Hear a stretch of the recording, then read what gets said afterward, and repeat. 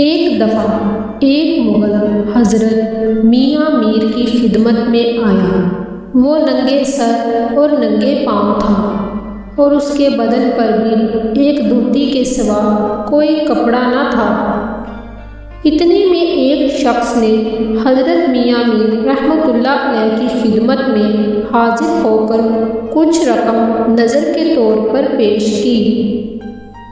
आम तौर पर हज़रत मियाँ मीर रहमतुल्लाह अलैह लोगों के नजराने कबूल नहीं करते थे, मगर उस रोज़ उन्होंने वो रकम कबूल कर ली।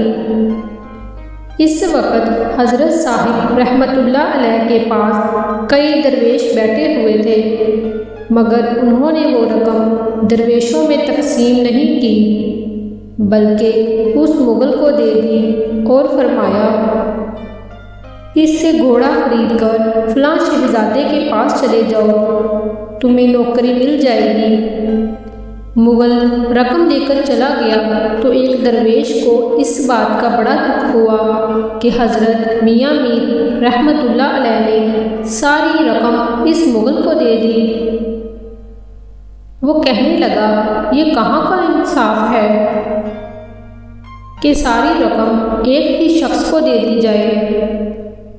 यहाँ और दरवेश भी तो बैठे हैं, हम सब इसके हकदार थे। ये कहकर वो चला गया। इसके जाने के बाद हज़रत मियाँ मीर ने फरमाया, देखो ये शख्स ऊपर से दरवेश बना फिरता है और अंदर से कितना लालची है।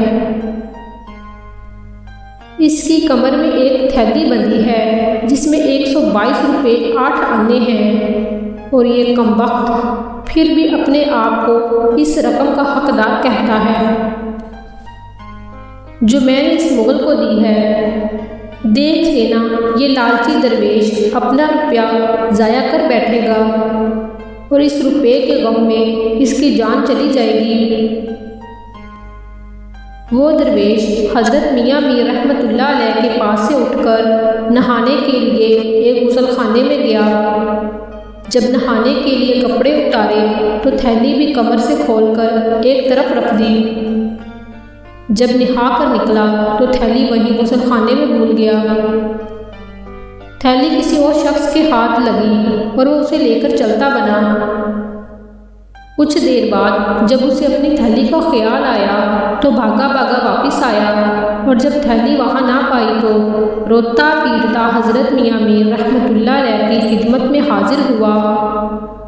हज़रत मियाँ मीर रहमतुल्लाह अलैह ने उसकी दास्तान सुनकर कहा, मियाँ तुम्हारी थैली एक दरवेश के पास है जो कश्ती में बैठा दरिया की सैर कर रहा है,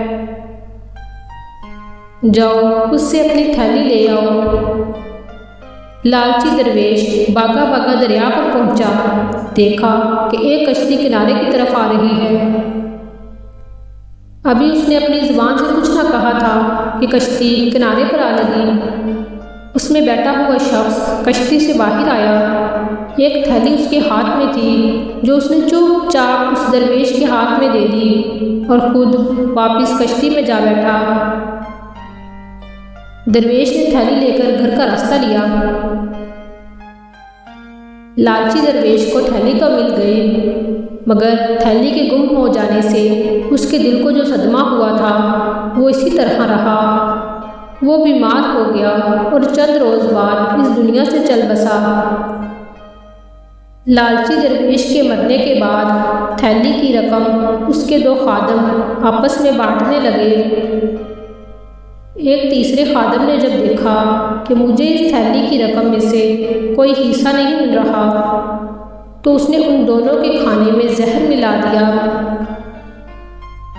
वो दोनों खादम जहरीला खाना खाने से मर गए, मगर वो तीसरा खादम भी उन्हें जहर देने के जुर्म में गिरफ्तार कर लिया गया और उसे फांसी की सज़ा हुई।